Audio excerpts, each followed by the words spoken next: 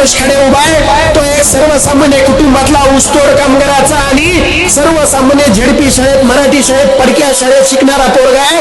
आणि तो जर डीवायएसपी म्हणून तुमच्या समोर उभा राहू शकतो, तर तुमच्या मधला कुठलाही मुलगा आणि कुठलीही मुलगी आपलं स्वप्न पूर्ण करू शकतो.